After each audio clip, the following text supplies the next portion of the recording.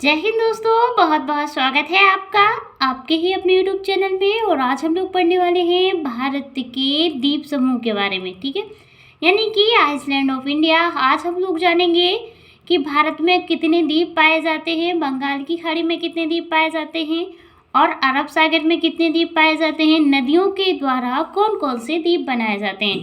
ठीक है, तो चलिए बिना देरी किए वीडियो को शुरू करते हैं। सबसे पहले शुरुआत करेंगे सामान्य परिचय से। ठीक है, सबसे पहले हम देखेंगे द्वीप की परिभाषा की। द्वीप होता क्या है, द्वीप क्या होता है। जैसे कि हम लोग कह देते हैं अंडमान निकोबार द्वीप समूह, लक्षद्वीप या फिर कोई भी द्वीप है ना, कि जैसे इंडोनेशिया एक बहुत बड़ा द्वीप समूह है, तो क्यों इसको द्वीप कहा जाता है, तो इसकी परिभाषा देखेंगे। तो देखिए, द्वीप जो होता है वो एक ऐसा भूभाग होता है जो चारों तरफ से जल से घिरा होता है। ठीक है, मतलब कि ऐसा भूभाग जो चारों तरफ से जल से घिरा हो, द्वीप कहलाता है। ठीक है, ऐसा भूभाग जो चारों तरफ से जल से घिरा होना चाहिए। यदि तीन तरफ से जल से घिरा है तो वो प्रायद्वीप कहलाता है। क्या कहलाता है? प्रायद्वीप कहलाता है। और भारत क्या है? भारत भी एक प्रायद्वीप है, क्योंकि भारत तीन तरह से जल से घिरा हुआ है। अब आप कहेंगे तीन तरह से कैसे? तो पूरब में बंगाल की खाड़ी है, पश्चिम में अरब सागर है और दक्षिण में हिंद महासागर है। इसीलिए भारत को भारतीय प्रायद्वीप कहा जाता है ना। अब देखिए, हम लोग पढ़ रहे हैं द्वीप के बारे में। सबसे पहले अब हम लोगों ने द्वीप की डेफिनेशन जानी है। अब आप जान चुके हैं कि द्वीप किसे कहते हैं। एक ऐसा स्थान जिसके चारों तरफ जल से ढका हुआ होना चाहिए, उसको क्या कहेंगे? उसको द्वीप कहेंगे। लेकिन महाद्वीप, देखिए द्वीप और महाद्वीप, महाद्वीप हमारे जैसे एशिया महाद्वीप, यूरोप महाद्वीप, 7 महाद्वीप हैं। ठीक है, लेकिन बहुत बड़ा भूभाग जब जल से घिरा होता है उसे कहते हैं महाद्वीप, है ना। और जो छोटा भूभाग जल से घिरा होता है उसे क्या कहते हैं? द्वीप। ठीक है, तो आपको द्वीप और महाद्वीप में अंतर समझ में आया गया होगा। और भारत कहाँ पे है? भारत एशिया महाद्वीप में स्थित है। ठीक है, दक्षिण पूर्वी एशिया महाद्वीप में भारत स्थित है। और भारत में द्वीप पाए जाते हैं अंडमान निकोबार द्वीप समूह, लक्षद्वीप, सालसेट द्वीप, बहुत सारे द्वीपों के बारे में आज हम पढ़ने वाले हैं, है ना। और भारत में द्वीपों की कुल संख्या जानेंगे। तो देखिए, भारत में द्वीपों की कुल संख्या 247 है। द्वीप तो बहुत सारे छोटे छोटे बहुत सारे द्वीप पाए जाते हैं, लेकिन वो क्या होता है, कभी कभी उनका जल वो पूरी तरीके से जल से ढक जाते हैं, जल भराव हो जाता है कुछ द्वीपों में। ठीक है, 500 के आसपास द्वीप हैं, लेकिन जो मुख्य द्वीप हैं वो 247 ही हैं, ध्यान रखिएगा। आगे देखिए, बंगाल की खाड़ी में 204 द्वीप पाए जाते हैं। ठीक है, 204 द्वीप। जैसे पूरे भारत में द्वीप कितने पाए जाते हैं? 247 पाए जाते हैं, जिनमें से बंगाल की खाड़ी में 204 द्वीप, जबकि अरब सागर में 43 द्वीप पाए जाते हैं। यानी कि 43 द्वीप आपके कहाँ पाए जाते हैं? अरब सागर में पाए जाते हैं। और हम बंगाल की खाड़ी और अरब सागर के द्वीपों को पहले हम थ्योरी जानेंगे, इसके बाद हम मैप के माध्यम से भी जानेंगे कि कौन सा द्वीप कहाँ पे स्थित है। ठीक है, मैप के माध्यम से भी जानेंगे हम लोग, ध्यान रखिएगा। तो चलिए शुरुआत करेंगे हम लोग सबसे पहले बंगाल की खाड़ी के द्वीप समूहों की। ठीक है, बंगाल की खाड़ी के द्वीप समूह में जो सबसे ज़्यादा फेमस है, तो बंगाल की खाड़ी में आप सबसे ज़्यादा नाम सुनते होंगे अंडमान द्वीप समूह का। ठीक है, अंडमान निकोबार द्वीप समूह का। ठीक है, लेकिन ये दोनों अंडमान और निकोबार दोनों अलग अलग द्वीप समूह हैं। तो पहले हम पढ़ेंगे अंडमान द्वीप समूह के बारे में। और ये कहाँ पे, ये जो द्वीप है अंडमान द्वीप, ये समूह मुख्यतः जलमग्न पर्वतों का भाग है। ये क्या है? जलमग्न यानी कि चारों तरफ से जल से भरा हुआ है, और ये जलमग्न है। इसी जब कोई स्थान चारों तरफ से जल से भरा होता है तो उसे जलमग्न भी कहा जाता है। जो अंडमान द्वीप समूह है वो कहाँ पाया जाता है? बंगाल की खाड़ी में पाया जाता है। हमेशा याद रखिए, ज्योग्राफी से एक एक पॉइंट से क्वेश्चन बना दिए जाते हैं, एक एक लाइन से क्वेश्चन बना दिए जाते हैं, इसीलिए आप लोग फैक्ट याद रखिए। आगे देखिएगा, कुछ लोगों का मानना है कि वो जलमग्न पर्वत है, किंतु कुछ लोग ये मानते हैं कि जो अंडमान निकोबार द्वीप समूह है, इसकी उत्पत्ति ज्वालामुखी क्रिया से हुई है। ठीक है, ज्वालामुखी क्रिया से हुई है, कुछ लोगों का ऐसा मानना है। कुछ लोग मानते हैं आपको म्यांमार, जैसे बांग्लादेश और म्यांमार, जो भारत और बांग्लादेश के बीच एक श्रेणी पड़ती है जिसका नाम है अराकान योमा, उसके ठीक नीचे सिधाई से ये पाया जाता है अंडमान द्वीप। तो कुछ लोग ऐसा मानते हैं कि उसी का भाग है जो जल में नीचे बैठ चुका है या फिर जलमग्न हो चुका है। ठीक है, कुछ लोग इस तरीके से मानते हैं कि यार कामानियुमा पर्वत श्रेणी है उसका भाग है, लेकिन कुछ लोग वही मानते हैं कि ये ज्वालामुखी से इसकी उत्पत्ति हुई है। तो लोगों का अलग अलग मानना है। ठीक है, लेकिन आप लोग याद रखिए ये बंगाल की खाड़ी में आता है, अंडमान द्वीप है ना। अब देखिए अंडमान द्वीप, क्योंकि द्वीप है, छोटा छोटा समूह है, और ये जो अंडमान द्वीप है वो निम्नलिखित समूहों में विभाजित है। ठीक है, समूहों में विभाजित है मतलब कि कोई एक द्वीप नहीं है, छोटे छोटे बहुत सारे द्वीप पाए जाते हैं। ठीक है, और आपको पता होगा कि भारत में मानसून सबसे पहले कहाँ आता है। जनरली लोग जानते हैं कि भारत में मानसून 5 जून को सबसे पहले केरल में आता है ना। आपने यही पढ़ा होगा ज्योग्राफी में, जब आपने क्लाइमेटोलॉजी पढ़ी होगी, कि जो मानसून है सबसे पहले आपका कहाँ पे आता है, केरल में। जबकि सही आंसर होता है अंडमान निकोबार द्वीप समूह। भारत में सबसे पहले मानसून अंडमान निकोबार द्वीप समूह में आता है, इसके बाद में केरल में मानसून आता है। ध्यान रखिएगा, क्योंकि अंडमान निकोबार पहले पड़ता है, बाद में केरल आता है। लेकिन वहीं आपसे क्वेश्चन में दे दिया जाए कि मुख्य भूमि से, भारत की मुख्य भूमि में जो है सबसे पहले जो मानसून है वो कहाँ आता है, तब आएगा केरल आंसर। ठीक है, तो देखिए हम लोग देख रहे हैं कि अंडमान द्वीप कई भागों में विभाजित है। जैसे सबसे पहले आएगा उत्तरी अंडमान, फिर आ जाएगा मध्य अंडमान, फिर बाद में आ जाएगा दक्षिणी अंडमान, और फिर लास्ट में आएगा आपका लिटिल अंडमान। तो उत्तर, मध्य, दक्षिण और लिटिल, इस तरीके से ये 4-5 भागों में विभाजित है ना। अब हम लोग पढ़ेंगे अंडमान द्वीप समूह की चोटियाँ अलग अलग हैं, और इनकी चोटियाँ भी अलग अलग है, सीधी सी बात है। और सबसे ज़्यादा एग्जाम्स में इनकी चोटियों के बारे में पूछा जाता है। यहाँ पे जो जनजातियाँ निवास करती हैं अंडमान निकोबार द्वीप समूह में, यहाँ की जो वनस्पतियाँ हैं, यहाँ पे जो प्रवाल भित्ति पाई जाती हैं, है ना, यहाँ की जो जैव विविधता है बहुत ज़्यादा फेमस है। ठीक है, तो एक एक चीज़ याद रखिएगा आप द्वीप समूह से। आगे देखिए उन जो आपका हम लोग पढ़ रहे हैं चोटियों के बारे में, तो देखिए उत्तरी अंडमान की सबसे ऊंची चोटी 738 मीटर है, जिसे सैडल पीक के नाम से जाना जाता है। तो सैडल पीक किस पर्वत की चोटी है, तो अंडमान पर्वत की सबसे ऊंची चोटी है सैडल पीक, ध्यान रखिएगा। इसके बाद आ गया आपका मध्य अंडमान। मध्य अंडमान की जो सबसे ऊंची चोटी है वो है माउंट डिओबोली। ठीक है, माउंट डिओबोली याद रखिएगा, और ये 515 मीटर ऊंची है। अब हम बात करेंगे दक्षिणी अंडमान की। तो दक्षिणी अंडमान की सबसे ऊंची चोटी माउंट कोयोबो है। क्या है, माउंट कोयोबो। तो थोड़ा सा नाम थोड़ा टफ लग रहा होगा आपको, लेकिन आप बार बार बोलेंगे तो याद हो जाएगा कि माउंट कोयोबो दक्षिणी अंडमान की सबसे ऊंची चोटी है। आगे देखिए, और जो माउंट कोयोबो है इसकी ऊंचाई कितनी है, तो 460 मीटर इसकी ऊंचाई है, ध्यान रखिएगा, है ना। ये हम लोग पढ़ चुके हैं अंडमान द्वीप के बारे में, छोटा अंडमान, लिटिल अंडमान, इसके बाद दक्षिणी अंडमान, उत्तरी अंडमान, मध्य अंडमान। ठीक है, अब हम पढ़ेंगे कार निकोबार द्वीप समूह के बारे में। बेसिकली आप पढ़ते हैं अंडमान निकोबार द्वीप समूह, लेकिन अंडमान का जो हिस्सा है वो अलग है, निकोबार द्वीप समूह का हिस्सा अलग है। हम लोग पढ़ रहे हैं निकोबार के बारे में। तो देखिए निकोबार भी कई द्वीप समूह में विभाजित है। वैसे सभी द्वीपों को मिलाकर, इसमें जितने भी द्वीप हैं सभी को मिलाकर निकोबार कहा जाता है। जैसे अब कौन कौन से द्वीपों में विभाजित है, जैसे कार निकोबार, ग्रेट निकोबार और लिटिल निकोबार, है ना।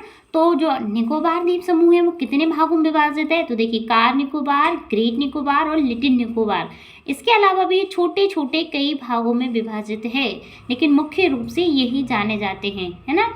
आगे देखिए भारत का सबसे दक्षिणतम बिंदु। अब भारत का सबसे दक्षिणतम बिंदु तो वैसे कन्याकुमारी है, तमिलनाडु का, लेकिन वो मुख्य भूमि से। लेकिन आपसे पूरे भारत के दक्षिणतम बिंदु की बात कर दी जाए तो वो है आपका इंदिरा पॉइंट। ध्यान रखिएगा क्या है, इंदिरा पॉइंट है, जो ग्रेट निकोबार के दक्षिण में स्थित है ना। कहाँ पे स्थित है, ग्रेट निकोबार भी याद रखिएगा, इसके दक्षिण में स्थित है। एग्जाम में इस तरीके से क्वेश्चन दिए जाते हैं कि जो भारत का सबसे दक्षिणतम बिंदु है वो कहाँ पर स्थित है, ग्रेट निकोबार के उत्तर में, पूर्व में, पश्चिम में। तो आप बताएंगे कि ग्रेट निकोबार के दक्षिण में स्थित है क्या, आपका जो इंदिरा पॉइंट, भारत का सबसे दक्षिणी बिंदु, जो सन 2004 में आई सुनामी के कारण जल में डूब जाता है। अभी वर्तमान में क्या आता है, वो जल में डूब गया था क्योंकि 2004 में सुनामी आई थी इस वजह से। ठीक है, और ये जो इंदिरा पॉइंट है इसे पिगमेलियन पॉइंट के नाम से भी जाना जाता है ना। आपसे कोई पूछ दे इंदिरा पॉइंट ना पूछकर पिग्मलियन पॉइंट कहाँ पर स्थित है, तो आप बताएंगे कि ग्रेट निकोबार के दक्षिण में। देखिए अब हम पढ़ेंगे अंडमान और निकोबार की सबसे ऊंची चोटी। तो देखिए अंडमान निकोबार जो द्वीप समूह है दोनों की, अब हम दोनों की मिलाकर बात कर रहे हैं, अंडमान की भी और निकोबार की। तो दोनों की अंडमान निकोबार द्वीप समूह की सबसे ऊंची चोटी सैडल पीक है। बेसिकली सैडल पीक के बारे में सबसे ज़्यादा पूछा जाता है, तो आप ध्यान रखिएगा अंडमान निकोबार द्वीप समूह की सबसे ऊंची चोटी क्या है, सैडल पीक है, जो उत्तरी अंडमान पर स्थित है। क्योंकि अंडमान के भी कई भाग हैं, तो ये कहाँ पे स्थित है, उत्तरी अंडमान पर स्थित है। सेकंड देखिए माउंट थुलियार अंडमान निकोबार की दूसरी सबसे ऊंची चोटी है। तो कभी कभी एग्जाम में पहली सबसे ऊंची चोटी ना पूछकर दूसरी सबसे ऊंची चोटी भी पूछ ली जाती है, जो कि ग्रेट निकोबार पर स्थित है। ठीक है, माउंट थुलियार ये कौन सी चोटी है, दूसरी चोटी है, और ये ग्रेट निकोबार पर स्थित है। आगे देखना, आगे क्योंकि मध्य अंडमान है ना, मध्य अंडमान के पूर्व में वैरन द्वीप स्थित है। वैरन द्वीप का नाम सुना होगा आपने, वैरन द्वीप स्थित है, जो भारत का एकमात्र संक्रिय ज्वालामुखी है। अब आप ज्वालामुखी के बारे में तो आप सब जानते हैं, जब आप ज्योग्राफी पढ़ रहे हैं तो आपको ज्वालामुखी के बारे में पता होगा कि ज्वालामुखी कैसे आता है। पृथ्वी के अंदर से, पृथ्वी में जो मेंटल परत है वहाँ से जो मैग्मा निकलता है ना, मैग्मा निकलता है किसके रूप में, ज्वालामुखी के रूप में। तो वो जब जम जाता है तो कभी कभी पृथ्वी पर, जैसे कि महाद्वीपों पर, पृथ्वी पर जब ज्वालामुखी आता है तो बहुत सारे पर्वत बन जाते हैं। ठीक उसी प्रकार से जब समुद्र में ज्वालामुखी आ जाता है तो द्वीप बन जाते हैं, है ना।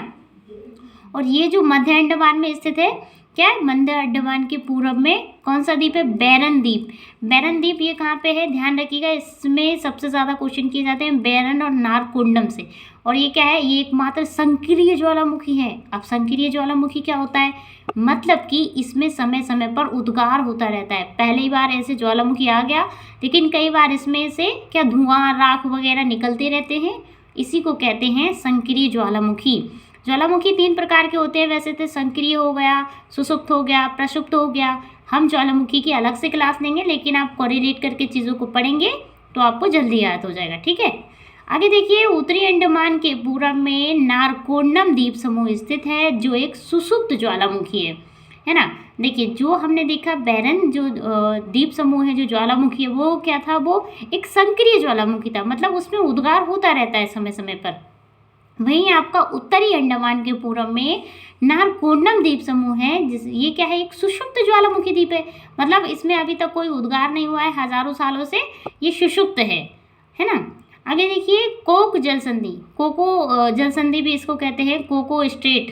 ठीक, कोको स्टेट क्या करती है, उत्तरी अंडमान के उत्तर में, ये उत्तरी अंडमान के उत्तर में स्थित है। और ये जो जल संधि है ये अंडमान सागर को म्यांमार के कोको द्वीप से अलग करती है। जो कोको द्वीप है वो किस देश का, म्यांमार का एक द्वीप समूह है, कोको द्वीप। ठीक है, और ये क्या करती है, जो कोको जल संधि है ये कोको द्वीप को और अंडमान सागर को अलग कर देती है। ठीक है, आगे देखिए दक्षिणी अंडमान एवं लिटिल अंडमान के बीच डक्कन पास पाया जाता है।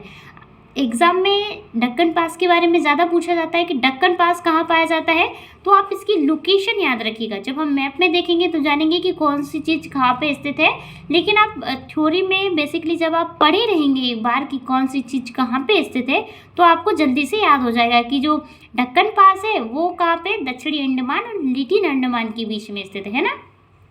तो ये हमने जाने बंगाल की खाड़ी में पाए जाने वाले द्वीप। अब हम जानेंगे अरब सागर में पाए जाने वाले द्वीप, है ना। अरब सागर के द्वीपों के बारे में जानेंगे तो सबसे पहले अरब सागर में जो द्वीप सबसे ज़्यादा पूछा जाता है या फिर फेमस है वो है लक्षद्वीप। ठीक है, लक्षद्वीप। और ये जो लक्षद्वीप है यह प्रवाल भित्तियों से निर्मित द्वीप समूह है। किससे, प्रवाल भित्ति। अब प्रवाल भित्ति के बारे में आपको पता होगा, समुद्र की एक वनस्पति होती है, समुद्रों में पाई जाती है प्रवाल भित्ति। और सबसे ज़्यादा प्रवाल भित्ति कहाँ पाई जाती है, तो उष्णकटिबंधीय क्षेत्रों में। ऑस्ट्रेलिया महाद्वीप का नाम सुना है, जो पूरी तरीके से दक्षिणी दक्षिणी गोलार्ध में स्थित है, वहाँ पे सबसे ज़्यादा प्रवाल भित्ति पाई जाती है। तो ये जो लक्षद्वीप है वो किस तरीके से इसका निर्माण हुआ है, इसकी उत्पत्ति कैसे हुई है, तो प्रवाल भित्तियों के माध्यम से, प्रवाल भित्ति, कोरल रीफ। ठीक है, आगे देखिए यहाँ कुल द्वीपों की जो संख्या है वो 36 है। जिसमें केवल 10 द्वीपों पर ही आबादी निवास करती है, क्योंकि कुछ द्वीप अभी क्या है, वहाँ पे कोई लोग निवास नहीं करते, वहाँ केवल जीव जंतु ही रहते हैं, वहाँ पे केवल वनस्पतियाँ ही हैं, है ना। तो 10 द्वीप ऐसे हैं। लेकिन यहाँ पे जो अरब सागर है उसमें कितने द्वीप पाए जाते हैं, तो 36। और कवरत्ती, है ना, जो कवरत्ती है वो लक्षद्वीप की राजधानी है ना। ध्यान रखिएगा, कभी कभी एग्जाम में पूछा जाता है कि लक्षद्वीप की राजधानी क्या है, तो कवरत्ती है ना। और ये कहाँ पे स्थित है, ये जो कवरत्ती है ये 9 डिग्री चैनल के उत्तर में स्थित है। 9 degree channel, 8 degree channel, 10 degree channel, इनके बारे में आपको पता होगा। तो ये 9 डिग्री चैनल के उत्तर में स्थित है। आगे देखिए, जो 9 डिग्री चैनल है वो लक्षद्वीप को मिनी काय से अलग करता है। लक्षद्वीप को मिनी काय से कौन अलग करता है, 9 डिग्री चैनल।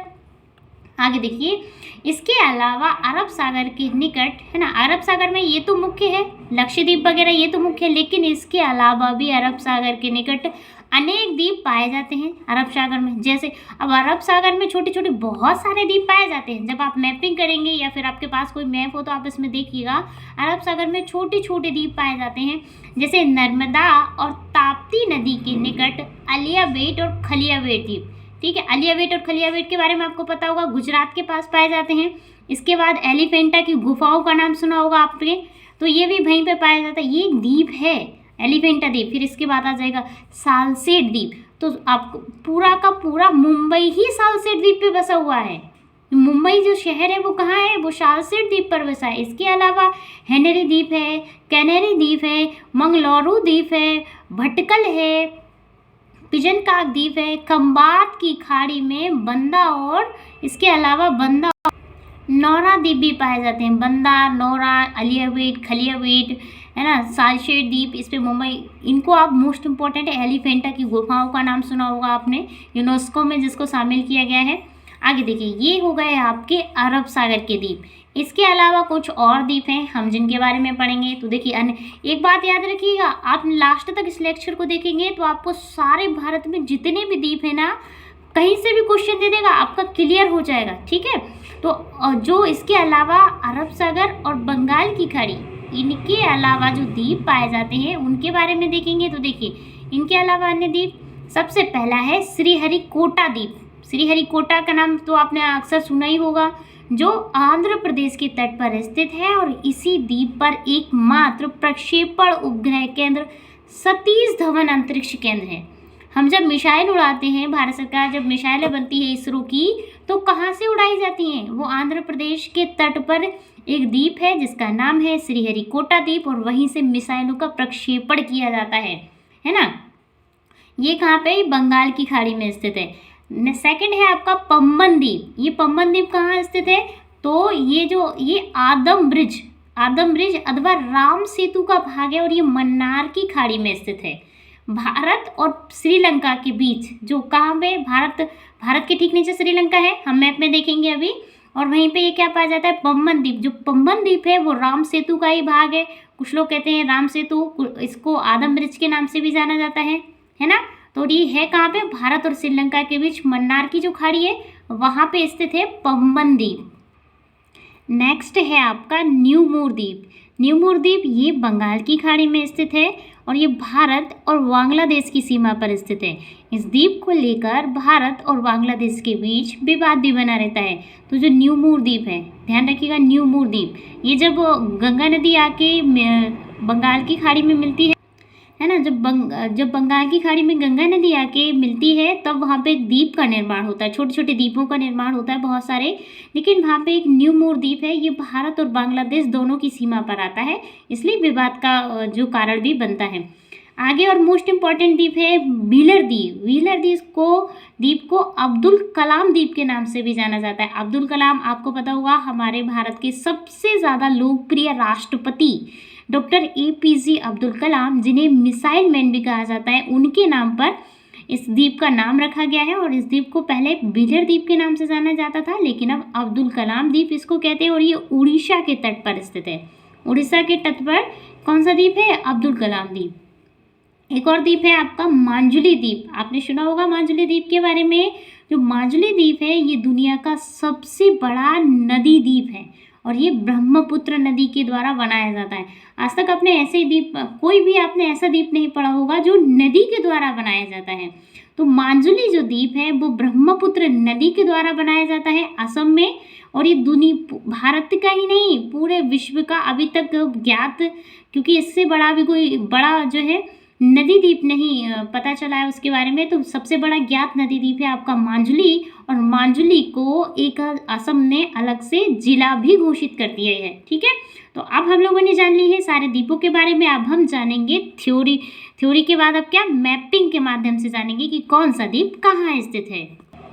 देखिए ये आपको मैप दिख रहा होगा भारत का, इसमें हम देखेंगे, ये देखिए ये भारत का मैप है और ये भारत के दक्षिण में बंगाल की खाड़ी। ठीक है, सबसे पहले पूरब में देखेंगे तो बंगाल की खाड़ी, पश्चिम में अरब सागर है। सबसे पहले बंगाल की खाड़ी के द्वीप देखेंगे, ये आपका श्रीलंका है छोटा सा। फिर ये आपका श्रीलंका और भारत के बीच ये आपका पंबन द्वीप है जो राम सेतु का भाग है ना। और इसके बाद ये है आपका श्रीहरिकोटा द्वीप। श्रीहरिकोटा द्वीप हमने आंध्र प्रदेश में देखा था ना, यहाँ पे स्थित है श्रीहरिकोटा द्वीप।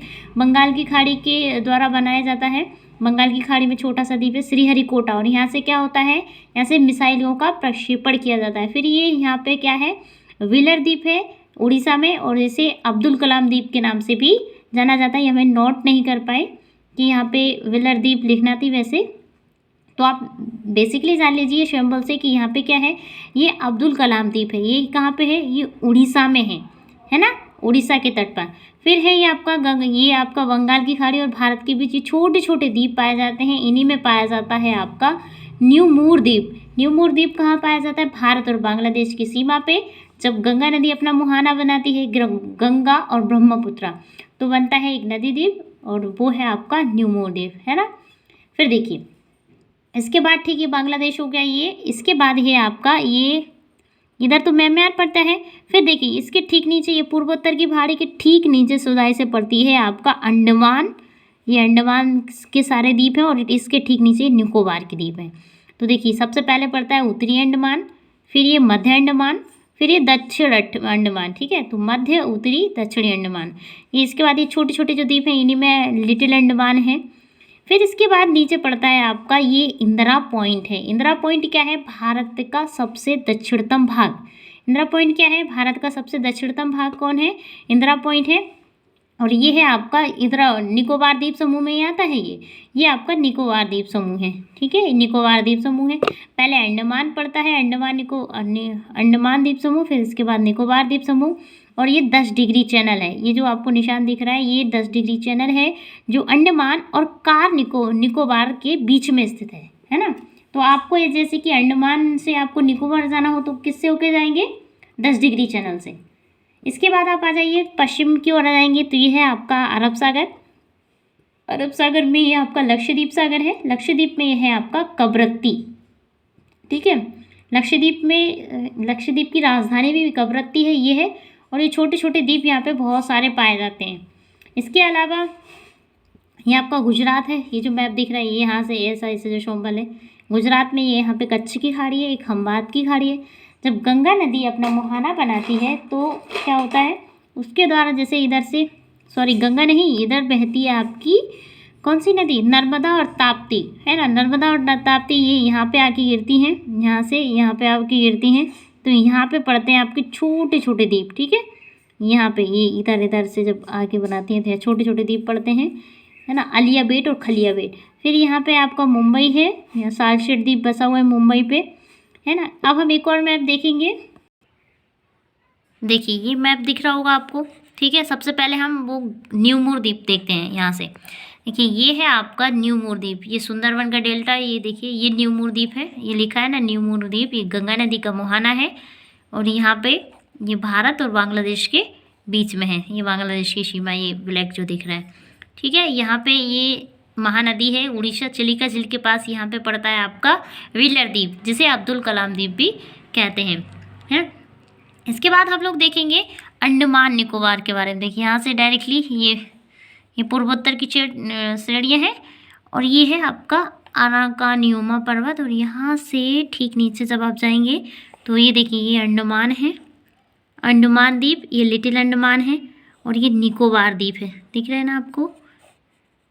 इसके बाद ये 10 डिग्री चैनल है दोनों के बीच में। ये देखिए, ये ग्रेट कोको द्वीप है, ये म्यांमार से अलग करता है। इसके बाद ये, ठीक है, अब आप आ गया होगा आपको समझ में। ये देखिए ये निकोबार द्वीप का हिस्सा है ये सारा।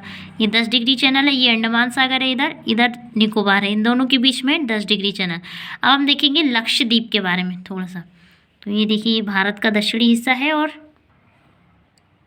देखिए दिख रहा होगा आपको, ये देखिए भारत का दक्षिणी हिस्सा, ये मालाबार तट है, और ये है आपका लक्षद्वीप सागर।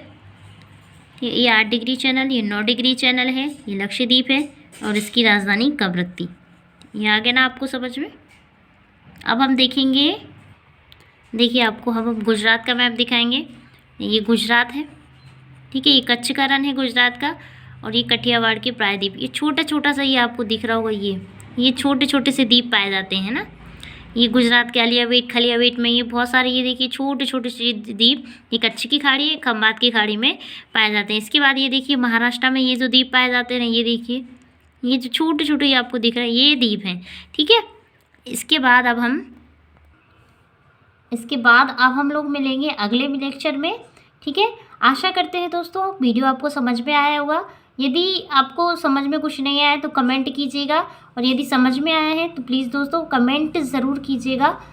चलिए मिलते हैं अगले वीडियो में, तब तक के लिए जय हिंद, जय भारत, थैंक यू।